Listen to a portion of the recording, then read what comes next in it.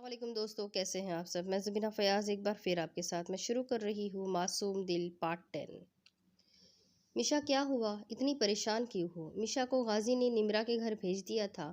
وہ ایک اچھی لڑکی تھی، اس لیے غازی ہمیشہ اسے ان سب سے دور رکھنا چاہتا تھا۔ میشا کا باپ حاکم کی تنظیم کا بہت خاص اہم حصہ تھا۔ غازی نے ہی حاکم کو اس سے بدگمان کیا تھا کہ اس نے بہت معصوم لوگوں کی زندگی تباہ کی تھی۔ غازی نے حاکم کے دل میں اس کے لیے شک پیدا کیا تھا اور اس شک کے نتیجے میں حاکم نے اسے قتل کر دیا تھا۔ میشا اپنے باپ کے ساتھ ہی رہتی تھی وہیں پر رہتی تھی۔ اس نے غازی کو دیکھا تھا اور وہ اس کی شخصیت میں کھو گئی تھی۔ میشا کے باپ کی موت کے بعد غازی نے اپنے حساب سے ہی اس کی ذمہ داری خود اٹھا لی تھی۔ اس سب میں اس کا کوئی قصور نہیں تھا۔ اپنے باپ کی موت کے بعد میشا غازی سے بہت زیادہ مانوس ہو گئی تھی اور اب وہ اس سے شدید محبت کرنے لگی تھی۔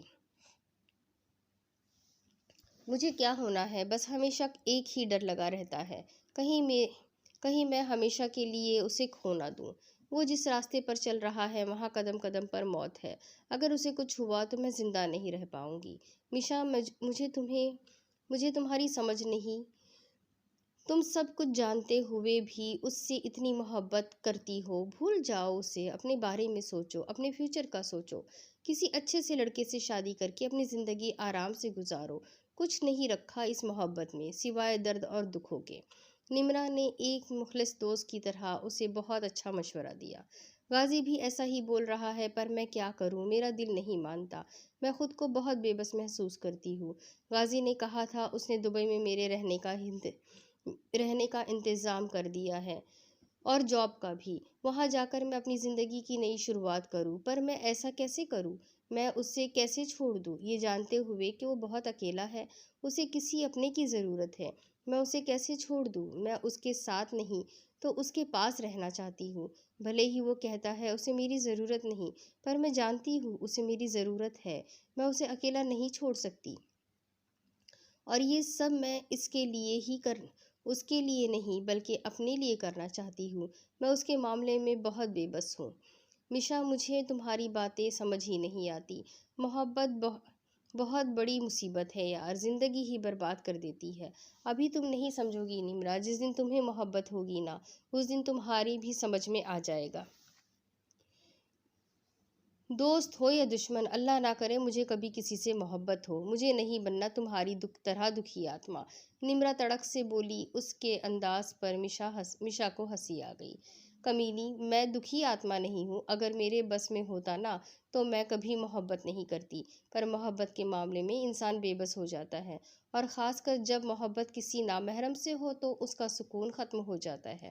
میں دعا کروں گی تمہیں کبھی کسی نامحرم سے محبت نہ ہو، کیونکہ جب ہم کسی نامحرم سے محبت کرنے لگے، کسی نامحرم کا انتظار کرنے لگے، کسی نامحرم کو دیکھنے کی آس میں رہے، تو بھول جانا چاہیے کہ سکون کیا ہوتا ہے۔ یہ ایک تلخ حقیقت ہے۔ میں جانتی ہوں نامحرم کی محبت ایک سزا ہوتی ہے، اور مجھے یہ سزا مل چکی ہے۔ وہ صوفے پر بیٹھی ٹی وی دیکھ رہی تھی، پر اس کے دماغ میں جنرل اسٹور چل رہا تھا۔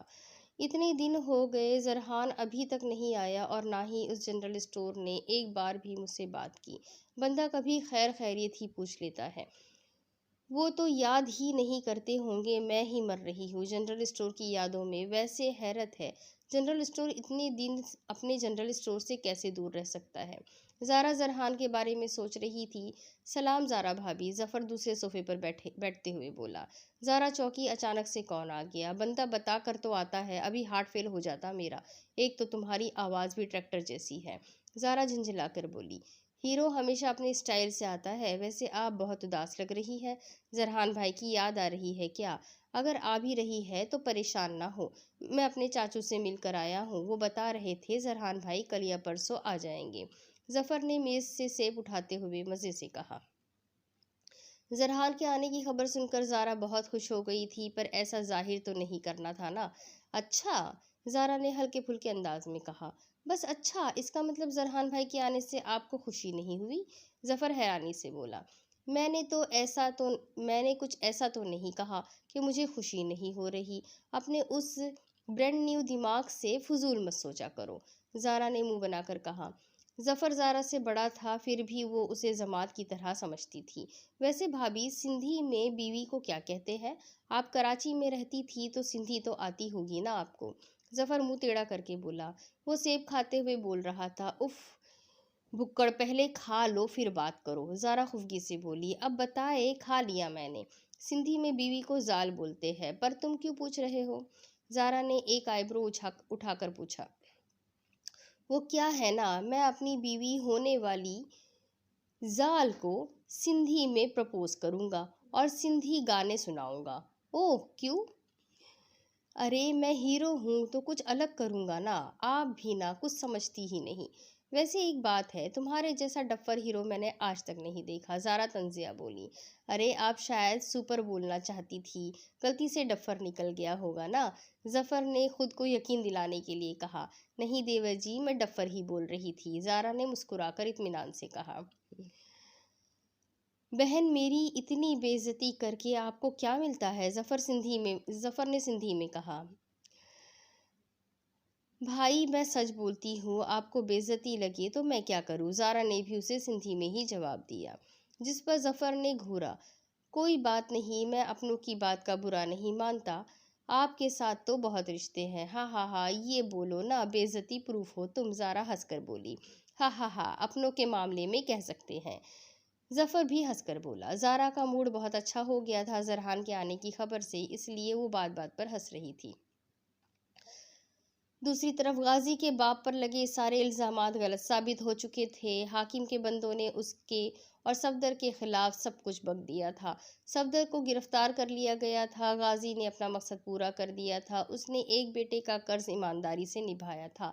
اس وقت وہ اپنے ماں باپ کی قبر پر آیا ہوا تھا، اس کی آنکھوں میں خوشی کے آنسو تھے۔ بابا، جیسا آپ چاہتے تھے میں نے ویسا کر دیا ہے۔ بابا کاش کہ آپ میرے ساتھ ہوتے۔ آپ نہیں جانتے بابا کتنا مشکل ہوتا ہے ماں باپ کے بغیر جینا۔ بہت مشکل سے گزری ہے میری زندگی، پر بابا میں کبھی کمزور نہیں پڑا، میں نے کبھی ہمت نہیں ہاری۔ بابا، امی آپ کو پتہ ہے نا مجھے اکیلے پن سے کتنا ڈر لگتا تھا۔ آپ کے جانے کے بعد میں ہر وقت اکیلا رہا، کوئی نہیں تھا میرے ساتھ۔ جب رات میں ڈر کر اٹھتا تھا تو آپ نہیں ہوتی تھی میرے پاس۔ ان راتوں میں بہت یاد آتی تھی آپ کی۔ میں نے بہت ڈھونڈا آپ کو، بہت پکارا، پر آپ نہ جانے کہاں تھی۔ میں 3 دن کھانا نہیں کھاتا تھا کہ شاید آپ واپس آ جائے اور زبردستی مجھے پیار بھرے غصے سے ڈانٹ کر اپنے ہاتھوں سے کھانا کھلائے، پر امی آپ نہیں آتی تھی، تب مجھے خود پر بہت ترس آتا تھا۔ میں سارا دن سب سے لڑتا، غصہ کرتا، اور جب رات ہوتی میں آپ کا وہ چھوٹا سا شہزر بن جاتا جسے ہر وقت اپنی ماں چاہیے ہوتی تھی۔ امی، اس دنیا میں اگر کوئی بہت زیادہ اذیت میں ہے نا تو وہ ایک یتیم ہے۔ بہت درد سہنے پڑتے ہیں یتیم ہونے کے بعد۔ بابا، آپ نے کہا تھا نا کبھی یتیموں کو تکلیف مت پہنچانا، جتنا ہو سکے ان کی مدد کرنا۔ تب میں آپ سے بولتا تھا، آپ کچھ زیادہ ہی رحم کرتے ہو یتیموں پر۔ بابا، تب میں نہیں جانتا تھا یتیمی کیا ہے، جب سے میں یتیم ہوا ہوں نا میں جان گیا ہوں، اگر کبھی کسی کی مدد کرنی ہو تو یتیم کی کرنی چاہیے۔ بہت مشکل سے جیتے ہیں وہ، جن کے پاس چھپنے کے لیے نہ ماں کا آنچل ہوتا ہے نہ باپ کا سایہ۔ غازی آج بچوں کی طرح اپنے ماں باپ کی قبر کے سامنے روتے ہوئے بول رہا تھا۔ وہ بہت مضبوط تھا، پر انسان تھا، جتنا بھی طاقتور کیوں نہ ہو، اپنے ماں باپ کے سامنے وہ ایک معصوم بچہ بن جاتا ہے، وہی بچہ جو اپنے چھوٹی سے چھوٹی بات اپنے ماں باپ کو بتاتا ہے۔ بابا، زندگی بہت مشکل ہے، پر اب مجھے جینا آ گیا ہے، سب کے بغیر جینا آ گیا ہے۔ بڑا ہو گیا ہوں میں، اور میں اب نہیں روؤں گا، مجھے پتا ہے میرے رونے سے آپ کو اور امی کو تکلیف ہوتی ہے۔ غازی کچھ دیر تک وہاں بیٹھا رہا، پھر خود کو کمپوز کر کے اٹھ کر وہاں سے چلا گیا۔ اسے اب شبیر سے ملنے جانا تھا۔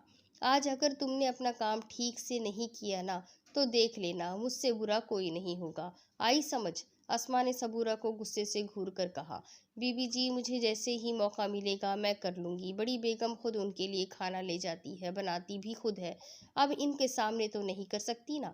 صبورہ نے پریشانی سے کہا، بس 15 دن تو ہو گئے ہیں، باقی 15 دن کے بعد اس کا کھیل ختم ہو جائے گا اور کسی کو پتہ بھی نہیں چلے گا کہ ان کی لاڈلی اور معصوم زارا کو آخر ہوا کیا ہے۔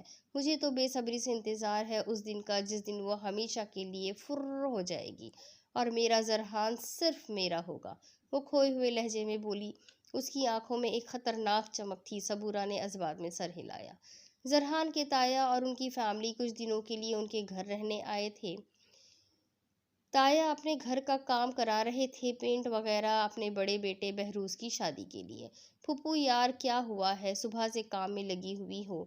آپ کا بیٹا آج نہیں کل آئے گا، پھر اتنے ڈشز کیوں بنا رہی ہو؟ زارا پھپھو کو صوفے پر بٹھاتے ہوئے بولی، بیٹا بھائی صاحب اور بھابھی آئے ہوئے ہیں، مہمان ہیں، میں نہیں چاہتی کہ ان کے خاطرداری میں کوئی کمی ہو۔ اگر کچھ ٹھیک نہیں ہوا تو پورے خاندان میں ہماری بدنامی کے چرچے ہو جائیں گے۔ بھابھی کو تو تم جانتی ہو نا؟ پھپھو صوفے پر بیٹھی تھی اور زارا ان کے سامنے ان کے ہاتھ پکڑتے ہوئے گھٹنوں کے بل بیٹھی تھی۔ پھپھو کوئی کچھ نہیں کہے گا، آپ زیادہ ٹینشن نہ لیں، دیکھیں کتنی کمزور ہو گئی ہے آپ۔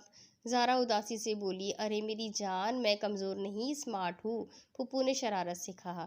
ہاں ہاں ہاں، اب میری پھپھو ہے تو اسمارٹ تو ہوں گی ہی نا؟ زارا اتراتے ہوئے بولی، اچھا پھپھو آپ کو پتہ ہے میں نے نا صبح سے کچھ نہیں کھایا۔ زارا معصومیت سے بولی، ارے کیوں کچھ نہیں کھایا میری بچی، پہلے ہی تمہاری طبیعت خراب ہے، اوپر سے کچھ نہیں کھاؤ گی تو اور بیمار ہو جاؤ گی، میں ابھی تمہارے لیے کھانا لاتی ہوں، پھپھو نے صوفے سے اٹھتے ہوئے پریشانی سے کہا۔ زارا مسکرا دی، پھپھو اپنی پسند کا کھانا لائیے گا، میں آپ کی پسند کا کھانا کھاؤں گی۔ پہلے پھپھو کی اتنی فکر اور پھر خود ہی ان سے کام کروا رہی ہو؟ بہو صاحبہ یہ بات کچھ ہضم نہیں ہوئی۔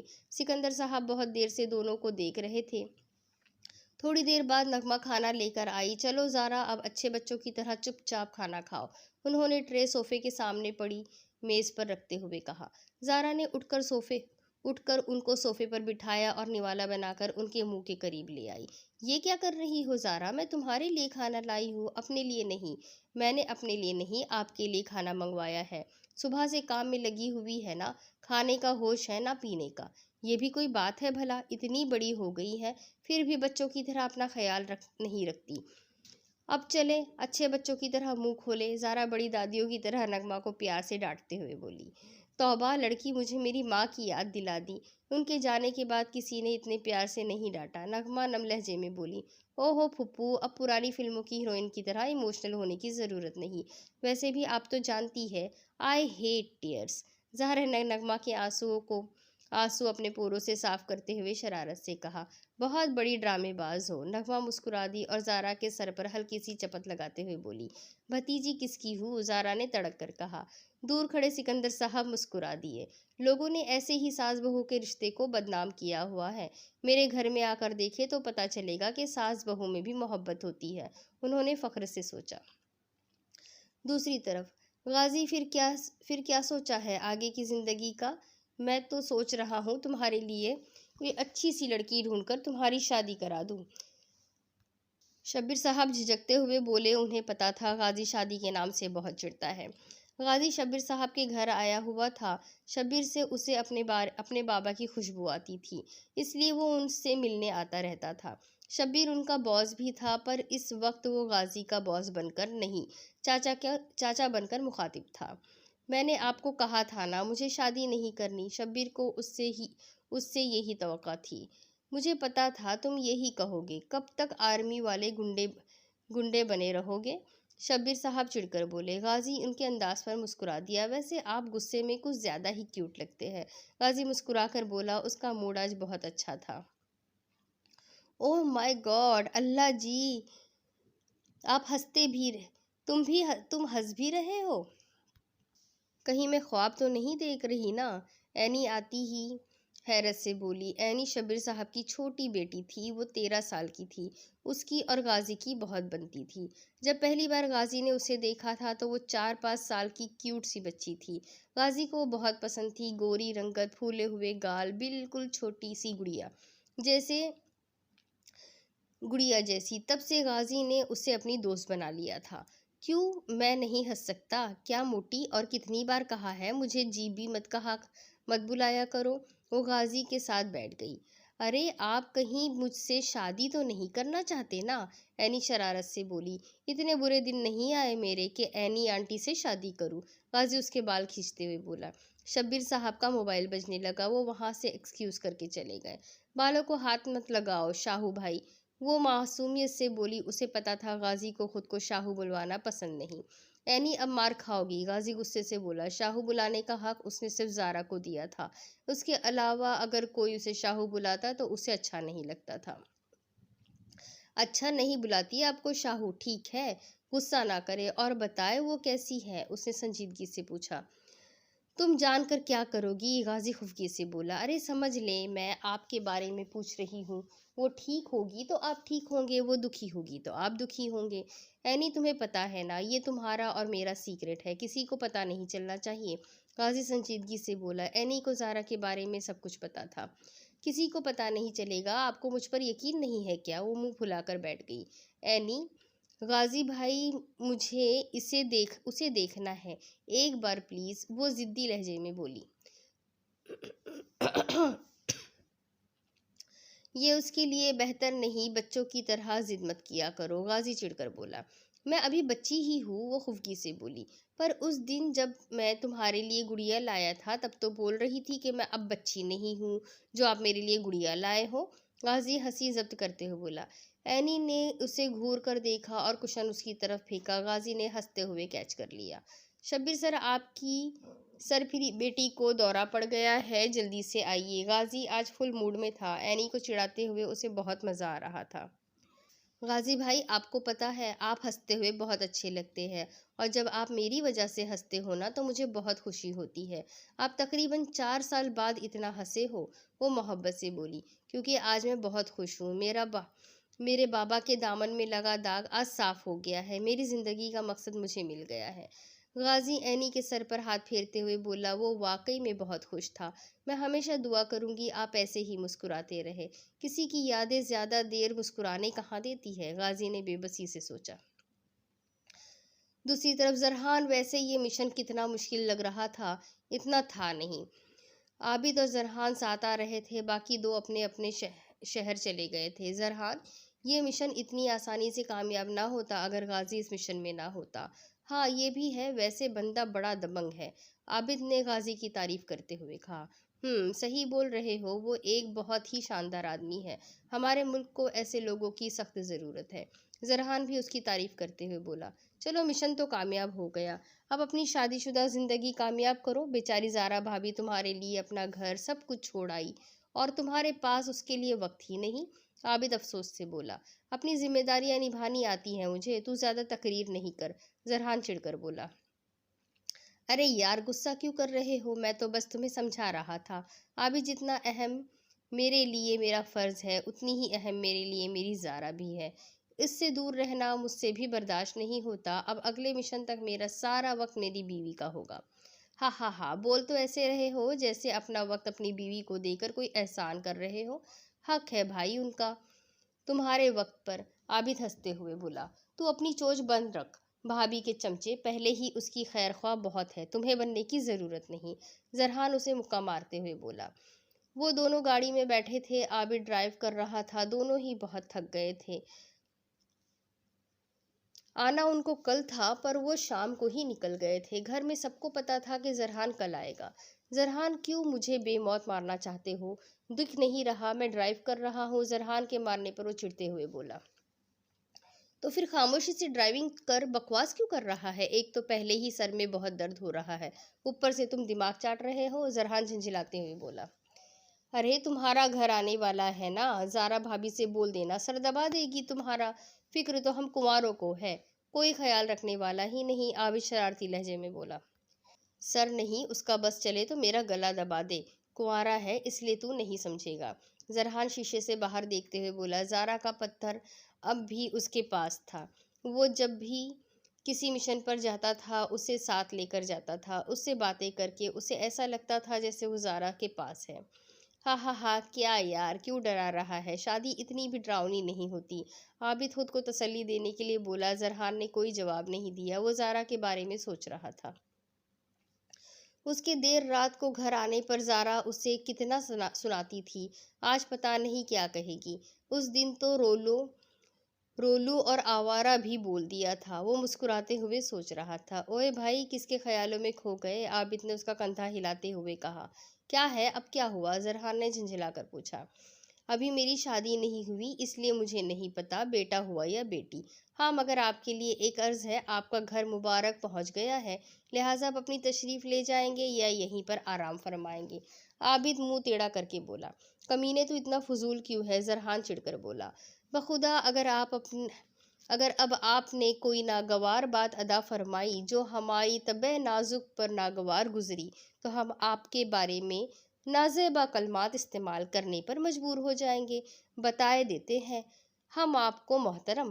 عابد نے پیور اردو الفاظ استعمال کیے۔ دیکھیں، ایسا سوچیے گا بھی مت۔ بصورت دیگر ہم قسم کھا کر کہتے ہیں کہ اگر آپ کے گال پر ایسا تماچا رسید فرمائیں گے کہ آپ کا رخسار پھول کر پتی کی مانند سرخ ہو کر دہک اٹھے گا۔ زرحان بھی اسی کے انداز میں پیور اردو میں جواب دینے لگا۔ خبردار، جو آپ نے ایسا کوئی کام ادا فرمایا تو؟ عابد اسے انگلی دکھاتے ہوئے بولا۔ او بھائی، اتنی اچھی اردو بہت کم آتی ہے، اس لیے کوئی ضرورت نہیں لکھنؤ کے نوابوں جیسا بولنے کی، اور نہ مجھے بلوانے کی۔ چل، پھر ملاقات ہوگی۔ زرحان دروازہ کھولتے ہوئے بولا اور گاڑی سے سامان اٹھا کر جانے لگا۔ پیچھے سے عابد کی زبان میں پھر کھجلی ہوئی۔ اچھا جناب، شب بخیر۔ تو پھر کیا سوچا؟ تم جا رہی ہو دبئی؟ دوسری طرف غازی نے میشا کو سوال کیا۔ غازی میشا کو لینے آیا تھا۔ نمرا کا بھائی اچھا انسان نہیں تھا، اس کی نظریں میشا کو پریشان کر رہی تھی، اور اس کا اور کوئی رشتہ دار نہیں تھا، اس لیے اس نے غازی کو کال کی تھی۔ اب وہ غازی کے ساتھ گاڑی میں بیٹھی تھی۔ میں دبئی نہیں جاؤں گی غازی، میشا اسے غور سے دیکھتے ہوئے بولی۔ بلیک شرٹ اور براؤن جیکٹ اس کی گوری رنگت پر بہت جچ رہے تھے۔ فوجی کٹ بال اس پر چہرے پر جہاں بھر کی سنجیدگی لیے وہ عام سے حلیے میں بھی بہت ڈیسنٹ اور ہینڈسم لگ رہا تھا۔ میشا یکٹک اسے دیکھ رہی تھی۔ غازی نے اس کی نظروں کی تپش محسوس کر لی تھی، پر اگنور کیا اور خاموشی سے ڈرائیو کرنے لگا۔ جان کر بھی انجان ہو، پرائے ہو کر بھی اپنے ہو، دل دکھا کر بھی دل میں رہتے ہو، کیوں میرے جذباتوں کو سمجھ کر بھی نہیں سمجھتے ہو؟ میشا بے خودی میں بولی۔ غازی کو دکھ ہوا اسے دیکھ کر۔ وہ کسی کو بھی تکلیف نہیں دینا چاہتا تھا، کیونکہ جو لوگ خود درد اور تکلیف سہتے ہیں وہ دوسروں کو تکلیف نہیں پہنچانا چاہتے۔ میشا، میں چاہتا ہوں تم دبئی چلی جاؤ۔ غازی اسے بنا دیکھے بولا۔ میں نہیں جانا چاہتی، پلیز غازی، مجھے اپنے ساتھ نہیں رکھ سکتے تو مجھے خود سے اتنا دور بھی مت کرو، وہ کرب سے بولی۔ میشا، تم کیوں نہیں سمجھ رہی؟ بلا وجہ اپنی زندگی برباد مت کرو۔ غازی اس کے ایک ہی جواب سے جھنجھلا گیا تھا۔ غازی، سمجھ تم نہیں رہے ہو، اور تمہیں میری پرواہ کرنے کی ضرورت نہیں ہے۔ میں اپنی زندگی کے ساتھ کچھ بھی کروں، تمہیں فرق نہیں پڑنا چاہیے۔ میشا غصے سے چڑھ کر بولی۔ میشا، میں تمہیں اپنی اچھی دوست سمجھتا ہوں اور میں نہیں چاہتا تم میری وجہ سے اپنی زندگی برباد کرو۔ غازی نرمی سے بولا۔ ٹھیک ہے، میں اپنی زندگی برباد نہیں کروں گی، میں یہیں رہ کر اپنی زندگی کے بارے میں سوچوں گی، تمہارے اوپر بوجھ نہیں بنوں گی۔ مستقبل میں میں بھوکی بھی مر گئی تب بھی میں تمہیں نہیں کہوں گی، میشا جذباتی ہوتے ہوئے بولی۔ غازی نے افسوس سے سر جھٹکا۔ دل چاہ رہا ہے تمہارے منہ میں ٹیپ لگا دوں، غازی غصے سے چڑھ کر بولا۔ میشا نے منہ بنایا۔ کھانا بنانا آتا نہیں، ہر وقت منہ بناتی رہتی ہے۔ غازی اسے خاموش دیکھ کر پھر سے بیزاری سے بولا۔ غازی، تم ایسے مجھے طعنے نہیں دے سکتے، اور تم نہیں جانتے شاید مجھے کھانا بنانا آتا ہے، اور وہ بھی بہت اچھا۔ میشا اپنی تعریف کرتے ہوئے بولی۔ چائے میں آٹا کتنا پڑتا ہے؟ غازی نے طنزیہ کہا۔ چائے میں آٹا بھی پڑتا ہے کیا؟ میشا معصومیت سے بولی۔ غازی نے اسے گھورا۔ ہاں، آٹے کے ساتھ نمک، مرچ، آلو، پیاز سب کچھ پڑتا ہے، غازی طنزیہ بولا۔ میں نے تو کبھی ایسی چائے نہیں پی۔ اگر بنانا تو خود ہی پی لینا، آئی سمجھ؟ چائے بنانی آتی نہیں اور بہت اچھا کھانا بنائے گی، غازی ہنستے ہوئے بولا۔ میشا شرمندہ ہو گئی، اسے واقعی میں کچھ نہیں بنانا آتا تھا۔ وہ شیشے کے باہر دیکھنے لگی۔ غازی نے بھی پھر بات نہیں کی۔ غازی تم مجھے کہاں لے جا رہے ہو؟ میشا کو بہت دیر سے یہ سوال پریشان کر رہا تھا، اس لیے پوچھ بیٹھی۔ بہت اچھی جگہ لے کر جا رہا ہوں، امید ہے تم وہاں خوش رہو گی۔ تمہاری ضرورت کی ہر چیز تمہیں مل جائے گی، تم جب تک چاہو وہاں رہ سکتی ہو۔ غازی سنجیدگی سے بولا۔ میشا نے آگے کچھ نہیں کہا۔ اسے غازی پر پورا بھروسہ تھا۔ زرحان جب گھر میں داخل ہوا تو ہر طرف اندھیرا تھا، سب سو گئے تھے۔ رات کے 2 بجے کون جاگتا ہے بھلا؟ زرحان بہت احتیاط سے چلتا ہوا اپنے کمرے کے دروازے تک پہنچا۔ اس نے دروازے کا لاک کھولا، اسے ڈر تھا کہیں زہرا پہلے کی طرح ڈنڈا ہی نہ مار دے۔ اس نے آہستہ سے دروازہ کھولا، دروازہ زو کی آواز سے کھلتا گیا۔ اس نے ڈرتے ہوئے قدم اندر رکھا، شکر تھا کوئی حملہ نہیں ہوا تھا۔ وہ اندر آ گیا تھا۔ کمرے میں زیرو بلب کی ہلکی سی روشنی پھیلی ہوئی تھی۔ تھوڑی دیر کے بعد اسے سب کچھ صاف ظاہر نظر آ رہا تھا۔ بیڈ پر گہری نیند سو رہی تھی زارا، اس کے ہاتھ میں کوئی فوٹو فریم تھی۔ ایسا لگ رہا تھا جیسے فوٹو دیکھتے دیکھتے سو گئی ہو۔ زرحان نے سامان صوفے پر رکھا اور آہستہ سے بیڈ کی طرف بڑھا۔ اس نے آرام سے زارا کے ہاتھ سے فوٹو لی۔ فوٹو دیکھتے ہی اس کے چہرے پر ایک پیاری سی مسکراہٹ آ گئی۔ اچھا تو ہماری بیگم صاحبہ کو ہماری یاد آ رہی تھی؟ زرحان نے بیڈ پر بیٹھتے ہوئے آہستہ آواز میں کہا۔ وہ کچھ پل اسے دیکھتا رہا۔ بہت مس کیا تمہیں زارا، اس نے نرمی سے زارا کا ہاتھ اپنے ہاتھ میں لیتے ہوئے کہا اور جھک کر اس کی پیشانی پر بوسہ دیا۔ زارا تھوڑا سا کسمسائی اور کروٹ بدل کر پھر سے سو گئی۔ زرحان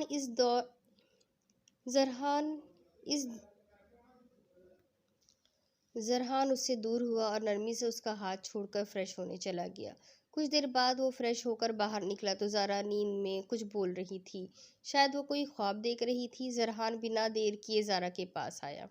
کیا ہوا زارا، تم ٹھیک ہو؟ وہ آنکھیں زور سے بھیجے ہوئے تھی، اس کا چہرہ پسینے سے تر تھا۔ زرحان پریشان ہو گیا۔ زارا زارا، اس نے زارا کو کندھے سے ہلایا۔ وہ ہڑبڑا کر اٹھی، اس کی آنکھوں میں آنسو تھے۔ زرحان نے اسے کندھوں سے پکڑ لیا۔ کیا ہوا زارا، کوئی برا خواب دیکھا؟ زرحان نے پریشانیہ انداز میں اس سے پوچھا۔ زارا بنا کچھ بولے اس کے سینے سے لگ گئی۔ وہ بالکل ایک ڈری ہوئی معصوم سی بچی لگ رہی تھی۔ زرحان نے اس کے گرد اپنے بازوؤں سے مضبوط حصار باندھ کر اسے اپنے ساتھ ہونے کا یقین دلایا۔ کچھ دیر وہ خاموشی سے زرحان کے سینے سے لگی رہی۔ زرحان بھی خاموشی سے اس کے بالوں میں ہاتھ پھیرتا رہا۔ زارا کیا ہوا؟ زرحان نے زارا کو نرمی سے الگ کرتے ہوئے پوچھا۔ زارا اب بھی ڈری ہوئی تھی، اس نے زرحان کا ہاتھ زور سے پکڑ رکھا تھا۔ آپ سچ میں یہاں ہیں؟ زارا نے ڈرتے ہوئے پوچھا۔ اسے لگا وہ خواب دیکھ رہی ہے۔ میں سچ میں یہاں ہوں اور اب تمہیں ڈرنے کی کوئی ضرورت نہیں، زرحان اس کے چہرے پر آنے والے بالوں کو کان کے پیچھے کرتے ہوئے نرمی سے بولا اور اس کی آنکھوں سے بہنے والے آنسو کو اپنے ہاتھ کے پوروں سے صاف کیا۔ ڈرو نہیں، میں ہوں نا، اب بتاؤ بہت برا خواب دیکھا ہے کیا؟ زارا نے اثبات میں سر ہلایا۔ زارا نے خواب میں دیکھا کہ بہت بڑے بڑے سانپ ہیں اور ان کے بیچ زارا اور زرحان کھڑے ہیں۔ دوسری طرف سے بہت سارے کتے تھے، وہ بھی ان کے پاس بھونکتے ہوئے آ رہے تھے۔ ان میں سے ایک بہت بڑا کتا زرحان کے اوپر جھپٹنے والا تھا کہ اچانک کسی نے زرحان کو دھکا دے دیا اور اس کتے نے زرحان کو بچانے والے کو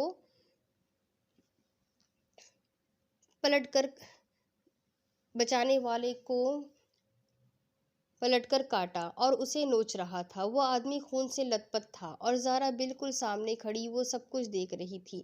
اس کا سانس بند ہونے والا تھا۔ کتے نے اس آدمی کو بہت زیادہ زخمی کر دیا تھا۔ وہ کون تھا؟ زارا اسے نہیں جانتی تھی۔ کتا اب زارا کی طرف بڑھنے ہی والا تھا کہ زارا کو زرحان نے بلایا۔ وہ جلدی سے ہڑبڑا کر اٹھ گئی۔ بہت زیادہ برا تھا کیا؟ زرحان، مجھے بہت ڈر لگ رہا ہے۔ وہ بہت سارے کتے اور سانپ۔ کچھ نہیں ہے، ایسے ہی کوئی برا خواب تھا، اب ڈرنے کی ضرورت نہیں، کچھ نہیں ہوا۔ زرحان اس کی بات بیچ میں کاٹ کر بولا۔ زارا کو وہ خواب نہیں بھول رہا تھا۔ اگر وہ زرحان کو مار دیتا تو یہ خیال ہی زارا کو بے حد خوفزدہ کر رہا تھا۔ چلو اب سو جاؤ اور 21 مرتبہ پہلا کلمہ پڑھو، جو بھی خطرہ ہوگا ٹل جائے گا، زرحان نے اسے لٹاتے ہوئے کہا۔ مجھے نہیں سونا، پھر سے خواب آ جائے گا، زارا اٹھتے ہوئے بولی۔ اب نہیں آئے گا، میں آ گیا ہوں نا، اب میرا خواب آئے گا، زرحان نے پھر سے اسے لٹاتے ہوئے شرارت سے کہا۔ آپ کے لیے کھانا لاؤ؟ زارا اب کافی سنبھل گئی تھی، اس لیے اسے زرحان کا خیال آیا کہ وہ اتنی دیر سے آیا ہے، کھانا کھایا ہوگا یا نہیں۔ میں کھانا کھا کر آیا ہوں، تم سو جاؤ۔ زرحان بیڈ سے اٹھتے ہوئے بولا۔ آپ کہاں جا رہے ہیں؟ پلیز ابھی مت جائیے۔ زارا نے اسے اٹھتے ہوئے دیکھا تو جلدی سے اس کا ہاتھ پکڑتے ہوئے بولی، کہیں نہیں جا رہا، میں ادھر ہی ہوں۔ اتنا کیوں ڈر رہی ہو؟ ویسے آپس کی بات ہے، مجھے نہیں پتا تھا تم اتنی ڈرپوک ہو، زرحان نے سرگوشی سے کہا۔ میں ڈرپوک نہیں ہوں، وہ تو خواب ہی ایسا تھا، زارا منہ بنا کے بولی۔ اچھا ٹھیک ہے، پھر تم سو جاؤ، میں باہر کی ہوا کھا کر آتا ہوں۔ زرحان ہنسی روکتے ہوئے بولا۔ وہ جانتا تھا زارا ڈر رہی ہے پر مانے گی نہیں۔ کمینہ جنرل اسٹور کہیں کا، ہوا کھانے جائے گا۔ یہاں بیچاری معصوم بیوی تھوڑا سا ڈر رہی ہے پر انہیں کوئی پرواہ ہی نہیں۔ زارا غصے سے منہ میں بڑبڑانے لگی۔ کیا بول رہی ہو؟ تھوڑا زور سے بولو، سمجھ نہیں آ رہا۔ زرحان جان بوجھ کر اسے تنگ کر رہا تھا۔ جو بھی بولوں آپ کو کیا ہے، آپ جائیے باہر ہوا کھانے، زارا نے جل کر کہا۔ زرحان کا کہا بلند ہوا۔ ہاں، اتنا غصہ، تم بولو تو نہیں جاتا، زرحان شوق لہجے میں بولا۔ اف، کتنا اکڑ رہا ہے، صبح ہو لینے دے، ایسا بدلہ لوں گی نا، یاد رکھیں گے۔ زارا نے دل میں اسے وارننگ دی اور بنا کچھ بولے آنکھوں میں بازو رکھ کر سونے کی کوشش کرنے لگی۔ زرحان مسکرایا۔ بہت ضدی ہو، مانو گی نہیں کہ اب بھی ڈر رہی ہو، زرحان نے بیڈ کی دوسری سائیڈ پر لیٹتے ہوئے کہا۔ زارا نے کوئی جواب نہیں دیا۔ زرحان نے اس کا بازو پکڑ کر اسے اپنے قریب کیا۔ زارا اس کے لیے تیار نہیں تھی، سیدھا زرحان کے سینے پر آ لگی۔ زرحان نے اپنا بازو اس کی کمر میں ڈال کر اسے اپنے اور قریب کر لیا۔ اب تو ڈر نہیں لگ رہا؟ زرحان نے اس کے کان میں سرگوشی کی۔ یہ کیا بدتمیزی ہے، چھوڑے مجھے، زارا اس سے دور ہونے کی کوشش کرتے ہوئے بولی۔ پر زرحان کی گرفت مضبوط تھی۔ زارا سو جاؤ، میں بہت تھکا ہوا ہوں۔ زرحان کو نیند آ رہی تھی۔ زارا نے اس کے سینے پر ہلکا سا مکہ مارا۔ جنرل اسٹور، بہت بڑے ڈیش ہو آپ، وہ خفگی سے بولی اور اس کے سینے میں سر رکھ دیا۔ اف، تم تو ایک نمبر کی گنڈی ہو، زرحان نے اس کے سر پر اپنا سر رکھتے ہوئے کہا۔ کیا کہا؟ زارا خفگی سے بولی۔ کچھ نہیں، زرحان نے بوجھل آواز میں کہا۔ اسے بہت نیند آ رہی تھی۔ جنرل اسٹور، زارا منہ بنا کے بولی اور مسکرا دی۔ گنڈی کہیں کی، زرحان بھی اسی کے انداز میں بولا اور مسکرا کے آنکھیں بند کر لی۔ پھر نہ جانے کب دونوں ہی میٹھی نیند میں سو گئے۔ زرحان اٹھ جائیے نا، اور کتنا سوئیں گے، نماز بھی نہیں پڑھی آپ نے۔ زارا صبح جلدی اٹھ گئی تھی پر زرحان کی نیند ابھی تک پوری نہیں ہوئی تھی۔ اف، پتہ نہیں لوگ اتنا کیسے سو لیتے ہیں۔ زارا کے بار بار اٹھانے پر بھی زرحان نہیں اٹھ رہا تھا۔ اب زارا کو غصہ آ رہا تھا۔ صبح کے 10 بج گئے تھے۔ زرحان، میں آخری بار بول رہی ہوں، اٹھ جائیے، نہیں تو پھر جو ہوگا اس کے ذمہ دار آپ ہوں گے۔ زارا نے زرحان کے اوپر سے کمبل کھینچتے ہوئے اسے دھمکی دی۔ زارا کیا ہے یار، سونے دو نا، زرحان نے کمبل پھر سے اپنے اوپر لیتے ہوئے نیند سے بوجھل آواز میں کہا۔ زرحان دیکھے، زارا جلدی سے آگے بڑھ رہی تھی کہ اس کا پیر پھسل گیا اور وہ سیدھا بیڈ پر سوئے ہوئے زرحان کے اوپر گر گئی۔ زرحان نے ہڑبڑاتے ہوئے آنکھیں کھولی تو زارا کو اپنے بالکل قریب پایا۔ زرحان، زارا تمہیں کیسے پتا چلا؟ میں چاہتا تھا کہ تم مجھے ایسے اٹھاؤ، لہجہ شرارتی تھا۔ زارا، مجھے کوئی شوق نہیں آپ کو ایسے اٹھانے کا، وہ تو میرا پیر پھسل گیا تھا، زارا خفگی سے بولی اور اٹھنے لگی۔ زرحان نے اسے اٹھنے نہیں دیا اور بازو اس کی کمر میں ڈال کر اسے اپنے قریب کھینچ لیا۔ یہ کیا کر رہے ہیں آپ، چھوڑے مجھے، زارا غصے سے دانت پیس کر بولی۔ میں نے نہیں چھوڑنا، زرحان مزے سے بولا۔ زرحان، میں آخری بار بول رہی ہوں، چھوڑے مجھے، میرا صبر نہ آزمائے، زارا پھر غصے سے بولی۔ پھر زرحان پر کوئی اثر نہیں ہوا۔ تم بھی سو جاؤ چپ چاپ، مطلب آپ نہیں چھوڑنے والے، زارا دانت پیس کر بولی۔ بالکل بھی نہیں، زرحان بھی ڈھیٹ بنا رہا۔ زارا مسکرائی اور بیڈ کے پاس پڑی ٹیبل پر پانی سے بھرا گلاس اٹھایا اور زرحان کے اوپر اڈیل دیا۔ زرحان کو بالکل بھی اندازہ نہیں تھا کہ زارا ایسا کرے گی۔ یہ کیا کیا تم نے، زرحان حیرانی سے بولا۔ جیسے ہی گرفت کمزور ہوئی، زارا جلدی سے اٹھی۔ وہی کیا جو آپ کے ساتھ کرنا چاہیے، بولا تھا نا میں نے، عزت سے چھوڑ دے، پر آپ وہ والے ہیں، لاتوں کے بھوت، باتوں سے نہیں مانتے۔ زارا زرحان کی حالت پر ہنستے ہوئے بول رہی تھی۔ وہ بچوں کی طرح منہ بنائے زارا کو گھور رہا تھا۔ اس کے اس طرح سے گھورنے پر زارا کو بہت ہنسی آ رہی تھی۔ اب جائیے فریش ہو کر آئیے، یا پھر میں جگ میں بھی پڑا ہوا پانی آپ کے اوپر کہے تو، زارا مالی خیزی سے بولی اور بات کو ادھورا چھوڑ گئی۔ تم رکو، ابھی بتاتا ہوں، تمہیں اپنے معصوم شوہر کا ذرا بھی خیال نہیں، تمہیں ذرا بھی خیال نہیں نا تمہیں؟ زرحان غصے سے بیڈ سے اترا اور زارا کی طرف بڑھا۔ زارا اس کا ارادہ سمجھ گئی تھی، اس لیے جلدی سے بھاگ گئی۔ آپ کے کپڑے نکال دیے ہیں، جلدی سے تیار ہو کے آ جائیے سرتاج، میں آپ کے لیے ناشتہ لگا دیتی ہوں۔ زارا بھاگتے ہوئے اسے اور غصہ دلانے کے لیے بولی اور زرحان دانت پیس کر رہ گیا۔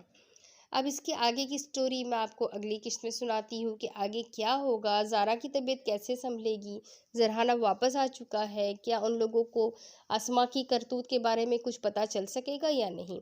یہ سب کچھ جاننے کے لیے میرے ساتھ بنے رہے، چینل کو سبسکرائب کر لیجئے اور بیل آئیکن کو ضرور دبا دیجئے، اور اگر سٹوری پسند آتی ہے تو اپنے کانٹیکٹس میں شیئر کرنا نہ بھولیں۔ اگلی قسط میں پھر ملیں گے، اللہ حافظ۔